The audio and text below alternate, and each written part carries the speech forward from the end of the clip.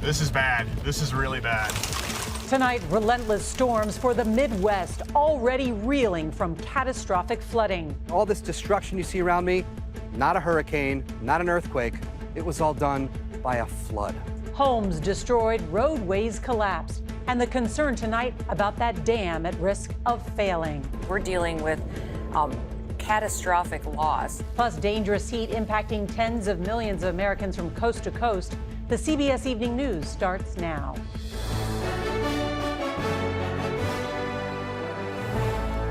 There's a new round of severe storms slamming the Midwest tonight, creating fresh havoc. Good evening, I'm Norah O'Donnell. And we're going to begin our broadcast once again tonight with wild weather in the U.S. It has been our lead story almost every night for the past 10 days. And that's because it's been the hottest, wettest start for summer ever in some areas, all made more likely by climate change. The extreme weather is having dire consequences. Authorities keeping a close eye tonight on this Minnesota dam that is facing an imminent failure. In South Dakota, entire neighborhoods have been destroyed.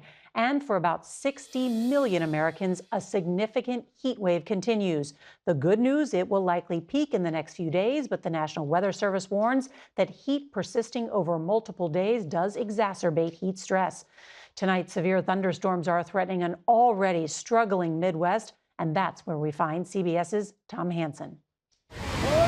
The raging floodwaters swallowed land and trees and partially breached the Rapidan Dam. Officials here are monitoring the 114-year-old dam around the clock as rushing water continues to erode the soil. Tens of thousands of residents who live in the surrounding watershed are also keeping a close eye on the situation. The Barnes family has been here for more than 50 years. We never ever thought in a million years this would ever happen, and here it is. More than 3 million people across 4 states live in areas impacted by the flooding. Sections of the Mississippi and Missouri rivers are still on the rise. This was the moment a rail bridge connecting Iowa and South Dakota collapsed.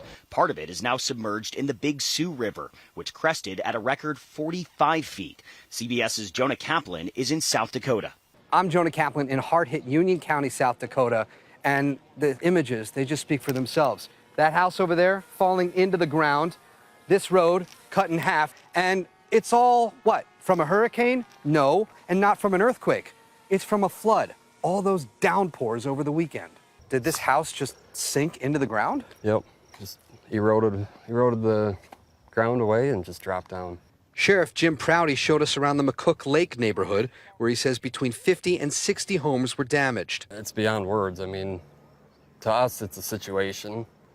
To the families, the homeowners, this is their lives. South Dakota Governor Kristi Noem. This is extensive damage that has changed people's lives forever. The ripple effect is going to be felt long term. The water also closed a section of I-29. Crews removed enough mud and debris to reopen the interstate late today.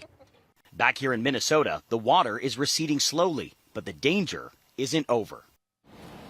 A 2021 study warned the Rapidan Dam is in disrepair. It's just one example of the more than 8,000 dams across the United States, which are considered to be in poor condition, according to the U.S. Army Corps of Engineers. And Nora, that leaves millions of Americans vulnerable to these extreme weather events. Well, that's really concerning, Tom Hansen. Thank you very much for that update.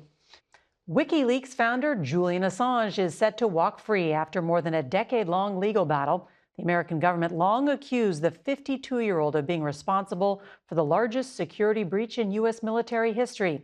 CBS's Charlie Daggett tonight has new details on the plea deal.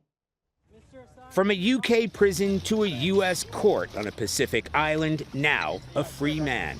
Julian Assange flew from the UK, stopping to refuel in Bangkok on the way to Saipan, the capital of the Northern Mariana Islands, a U.S. Commonwealth. Australia will be the final stop. Saipan's palm-fringed white sandy beaches, a world away from the grim high-security prison cell where Assange had languished for the past 5 years.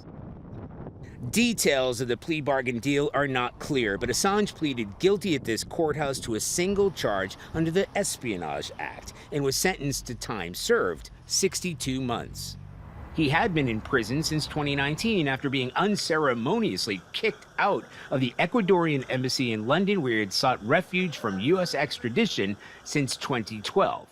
The WikiLeaks founder had faced 18 charges after releasing leaks provided by U.S. Army intelligence analyst Chelsea Manning in 2010, including diplomatic cables and footage from a U.S. military helicopter allegedly showing Iraqi civilians being killed in Baghdad. Come on, fire!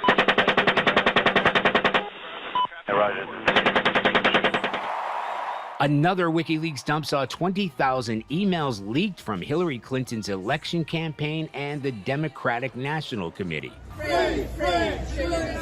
Assange's wife, Stella, says her children are looking forward to spending time with their father for the first time outside of custody.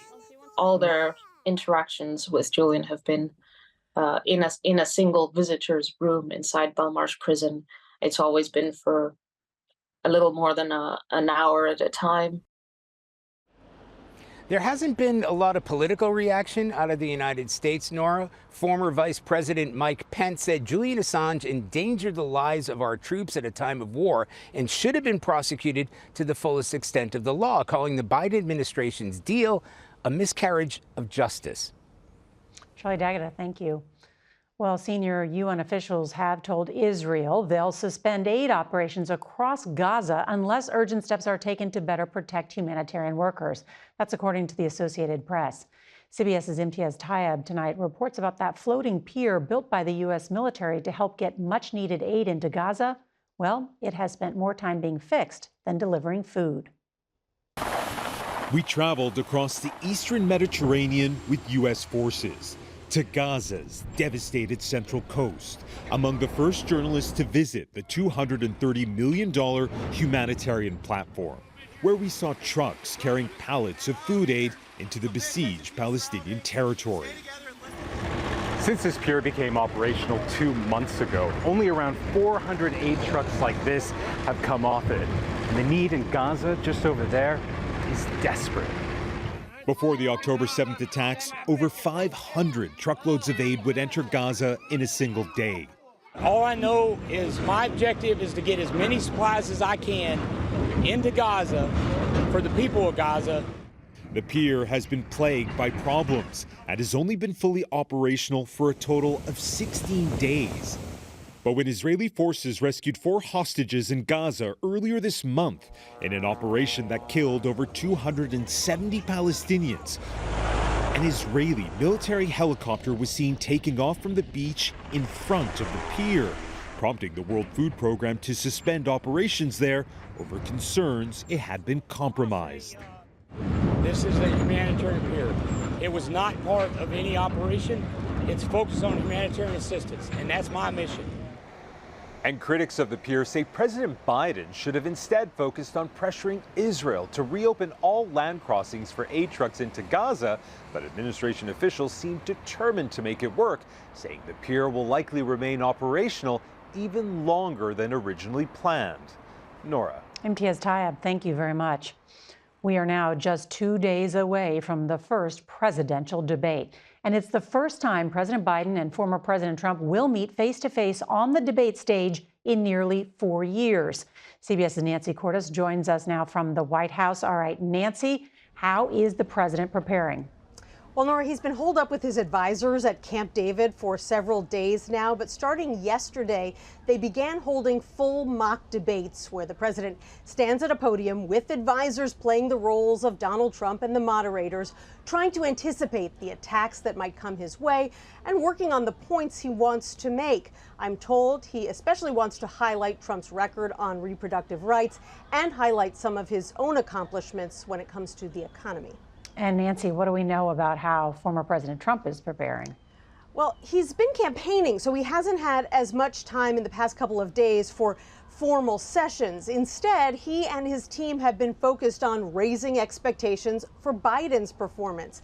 They keep accusing him of doping without any evidence whatsoever. They did the same thing, I should note, back in 2020. And they've also begun attacking the 2 moderators of the debate, claiming they won't be fair, even though Trump agreed to these moderators and the terms. Now, one piece of welcome news for Trump today, the New York judge who oversaw his hush money trial partially lifted the gag order on Trump, which means that Trump can now speak about the witnesses who testified, which is notable, Nora, because his conviction could very well come up on Thursday. No doubt. Nancy Cordes at the White House, thank you. And we will have complete coverage of the first presidential debate hosted by CNN. That's this Thursday, starting at 8 p.m. Eastern on our streaming network, CBS News 24/7. We hope you'll join us. Now we'll look at tonight's other top stories, starting with what is now the most expensive congressional primary in American history. Democrats in New York went to the polls today to vote in a race that has become symbolic of divisions in the party. CBS's Scott McFarland is at a polling place in New Rochelle. $25 million have flooded into this bitterly divided primary, in part because it's a political proxy war over the war in Gaza. Two-term progressive Jamal Bowman has called Prime Minister Netanyahu a maniac who needs to be removed for carrying out a genocide. His challenger, Westchester County Executive George Latimer, has received millions from pro-Israel political groups. The issue of the Middle East is very high. We have a large Jewish population here. Bowman says Latimer is beholden to rich donors. Send a working-class person back to Congress. But Bowman's been dogged by controversy, pleading guilty to pulling a Capitol Hill fire alarm during votes last year. Now to the desperate search for nearly a dozen people still missing after raging wildfires swept through southern New Mexico last week. CBS's Omar Villafranca reports residents have been allowed to go home for the first time, but the hardest hit areas remain off limits. The flames from last week's South Fork and Salt fires near Ruidoso, New Mexico, destroyed more than 1,400 buildings, roughly half of them houses. The South Fork fire is more than 50% contained. The Salt fire is almost 40% contained. And more than 1,000 fire crews and personnel are working to put out the hot spots. Some residents were allowed to return to their property on Monday to see what remained. And an alarming scene in Kenya today as police fired on protesters trying to storm Parliament after a bill was passed that raises taxes. At least 5 people are dead and more than 30 were injured. CBS's Adriana Diaz has more. Police used tear gas and bullets to try to contain the chaos in Kenya today. Demonstrators across the East African country and U.S. allies stormed Parliament, setting the building on fire as they protested a bill that would raise taxes. The U.S. is watching closely. Here at the State Department, officials say they condemn the violence and are calling for restraint. Kenyan President William Ruto says he'll prevent protests from reoccurring at whatever cost. And thanks to our CBS News teams across the country.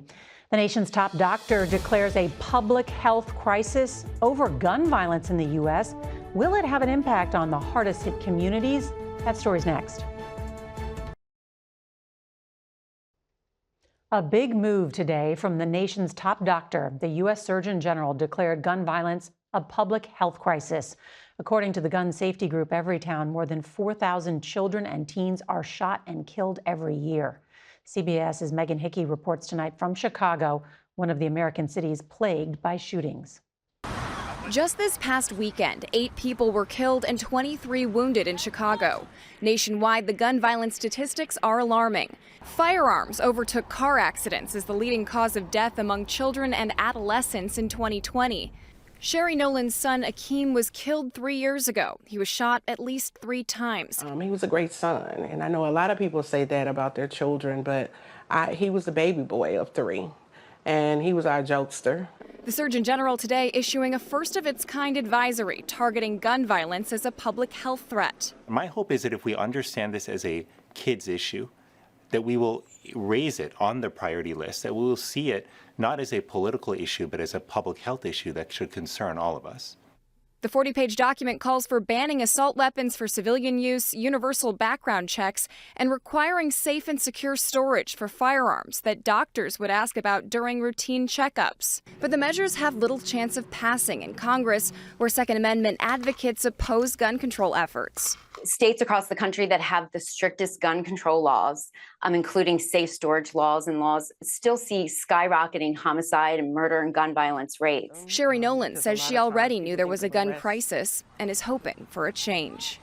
Most of the individuals that commit murders, it's not their first time. Kind of like my son's murderer, it wasn't his first time. 2 years ago, Congress passed bipartisan safety legislation following the mass shooting in Uvalde, Texas. But since then, new gun safety measures have gone nowhere. Nora? Megan Hickey, thank you so much. Eye on America is next with the growing problem of squatters and what property owners can do about it.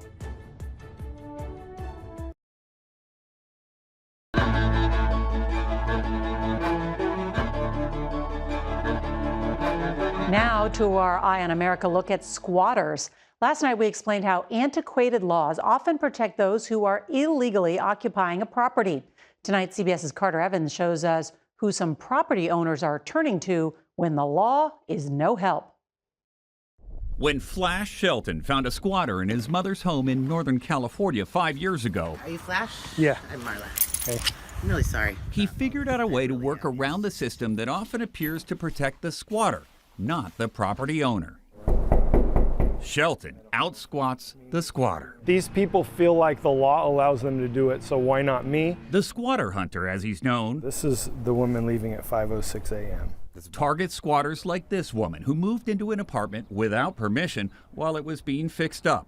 The property owner has provided Shelton with a legal lease to the apartment. Based on the conversations and based on everything, I'll make a decision whether I'm going to literally move in with them. Because he's now the real tenant, he can change the lock and turn the tables on the squatter. They can't kick me out because I have a lease. So it's a game, it's a chess match. Sometimes the squatter calls the cops. In this case, they quickly determined it's a matter for civil court, which still could take months to resolve with no guarantees. Squatters are taking advantage of people. They just know that there's a system out there that allows them to live rent-free. If someone takes possession of a property illegally, they're in violation of the law. State Senator Bob Archuleta pushed through a new law in California allowing property owners to file a no trespass notice with local police. It's good for a year. And it's there, it's on record. This way it gives the authority for the officers to respond because it's already been registered that no one is allowed in that building. Florida also has a new law allowing cops to evict squatters immediately when they don't have a valid lease, and several other states have passed or proposed tougher measures on squatting. But until there are new laws on the books, they're just saying, we're not leaving. Lando Thomas and Kimberly Kotchik will confront squatters for a fee, Knock, knock. starting at $2,500. MJ, you in there, bro? How you doing, man? This time, they're trying to get a 26-year-old named Samjay to leave this Airbnb rental, along with his pregnant girlfriend and their 5 dogs. You were supposed to leave on the 10th. This property owner needs his property back. I would love to give it back to him, and as I've said, as soon as we can get a place.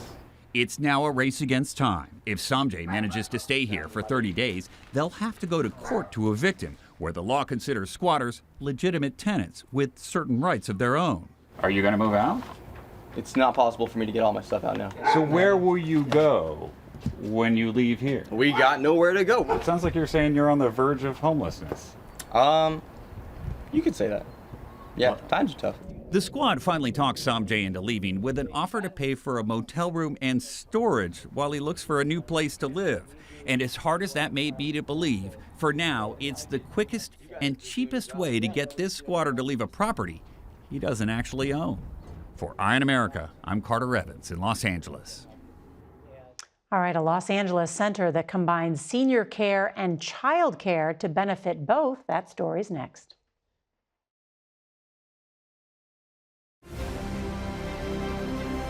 Finally, tonight's Heart of America. Friendships form at One Generation in Los Angeles, an intergenerational daycare that brings children and seniors together for quality playtime. For the seniors, even those living with dementia, it improves social skills, combats ageism, and gives them a sense of purpose, while the kids are able to learn empathy and patience. President Jenna House says seniors like Isabel Phillips and the kids all benefit. I love it, but I like little kids. It's really fascinating to see, despite that diagnosis, when they step into the doors here and they see a young child or an infant, their maternal and paternal instincts kick in right away. The seniors and kids at One Generation, they're tonight's Heart of America. And that is tonight's CBS Evening News. I'm Nora O'Donnell. Good night.